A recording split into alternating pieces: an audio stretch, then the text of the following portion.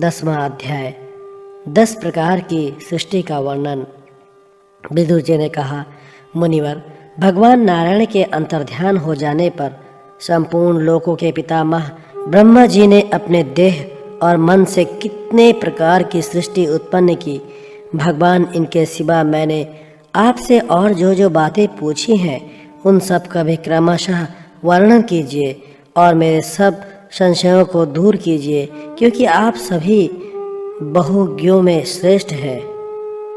सूत जी कहते हैं, शौनक जी, विदुर जी के इस प्रकार पूछने पर मुनिवर मैत्रेय जी बड़े प्रसन्न हुए और अपने हृदय में स्थित उन प्रश्नों का इस प्रकार उत्तर देने लगे। श्री मैत्रेय जी ने कहा, अजन्मा भगवान श्री हरि ने जैसा कहा था, ब्रह्मा जी ने भी उसी प्रकार चित्त को अपने आत्मा श्री नारायण में लगाकर 100 दिव्य वर्षों तक तप किया। ब्रह्मा जी ने देखा कि प्रलयकालीन प्रबल वायु के झकोरों से जिससे वे उत्पन्न हुए हैं तथा जिस पर वे बैठे हुए हैं वो कमल तथा जल कांप रहे हैं। प्रबल तपस्या एवं हृदय में स्थित आत्मज्ञान से उनका विज्ञान बल बढ़ गया और उन्होंने जल के साथ वायु को भी पी लिया। फिर जिस पर स्वयं बैठे हुए थे उस आकाशव्यापी कमल को देखकर उन्होंने विचार किया कि पूर्व काल में लीन हुए लोगों को मैं इससे रचूंगा। तब भगवान के द्वारा सृष्टि कार्य में नियुक्त ब्रह्मा जी ने उस कमल कोश में प्रवेश किया और उस एक के ही भू भुवा स्वाह ये 3 भाग किए। यद्यपि वो कमल इतना बड़ा था कि उसके 14 भुवन या इससे भी अधिक लोकों के रूप में विभाग किए जा सकते थे। जीवों के भोग स्थान के रूप में उन्हीं 3 लोकों का शास्त्रों में वर्णन हुआ है। जो निष्काम कर्म करने वाले हैं उन्हें महा तपा जना और सत्य लोक रूप ब्रह्म लोक की प्राप्ति होती है। विदुर जी ने कहा, ब्रह्मन, आपने अद्भुत कर्मा विश्वरूप श्री हरि की जिस काल नामक शक्ति की बात की है, प्रभु उसका कृपया विस्तार पूर्वक वर्णन कीजिए। श्री मैत्रेय जी ने कहा, विषयों का रूपांतर ही काल का आकार है। स्वयं तो वो निर्विशेष अनादि और अनंत है। उसी को निमित्त बनाकर भगवान खेल खेल में अपने आप को ही सृष्टि के रूप में प्रकट कर देते हैं।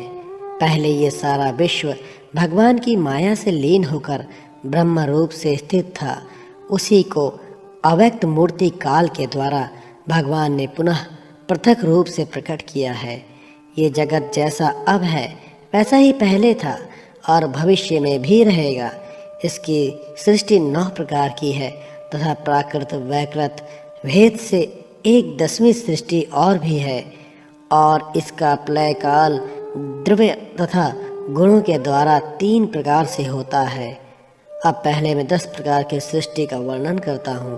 पहली सृष्टि महातत्व की है। भगवान की प्रेरणा से सतत्ववादी गुणों में विषमता होना ही इसका स्वरूप है। दूसरी सृष्टि अहंकार की है, जिससे पृथ्वी आदि पंचभूत एवं ज्ञानेंद्रिय और कर्मेंद्रियों की उत्पत्ति होती है।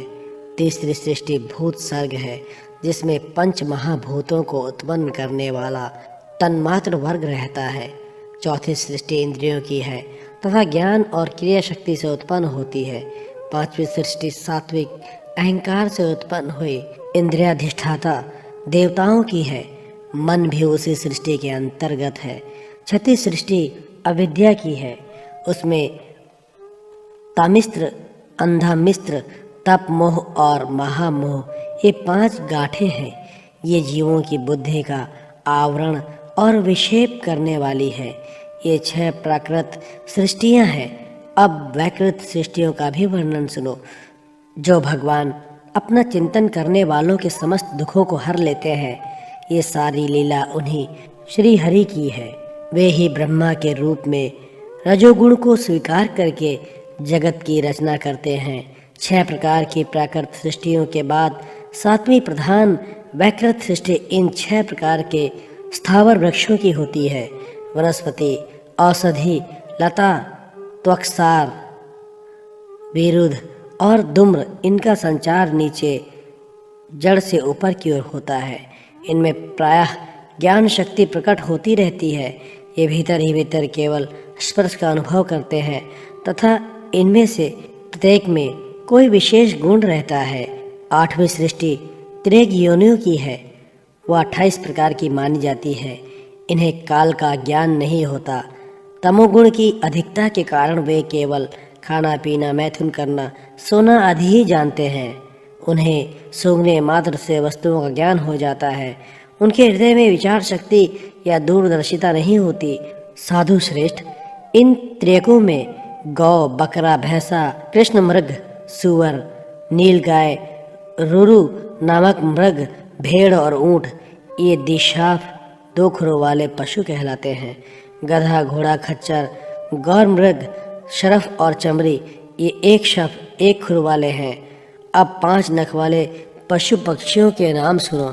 कुत्ता, गीदड़, भेड़िया, बाघ, बिलाव, खरगोश, सिंह, शाही, बंदर, हाथी, कछुआ, गोह और मगर आदि पशु हैं। कंक, बगुला, गिद्ध, बटेर, बाज, भास, भल्लुक, मोर, हंस, सारस, चकवा, कौवा और उल्लू आदि उड़ने वाले जीव पक्षी कहलाते हैं। विदुर जी, 9वीं सृष्टि मनुष्यों की है। यह एक ही प्रकार की है। इसमें आहार का प्रवाह ऊपर से नीचे की ओर होता है। मनुष्य रजोगुण प्रधान, कर्मपरायण और दुख रूप विषयों में ही सुख मानने वाले होते हैं। स्थावर, पशु, पक्षी और मनुष्य, ये तीनों प्रकार की सृष्टियाँ तथा आगे कहा जाने वाला देव, सर्ग वैकृत सृष्टि है तथा जो महातत्वादि रूप वैकारिक देव सर्ग है, उसकी गणना पहले प्राकृत सृष्टि में की जा चुकी है। इनके अतिरिक्त शांतनु कुमार आदि ऋषियों का जो कौमार सर्ग है, वह प्राकृत वैकृत दोनों प्रकार का है।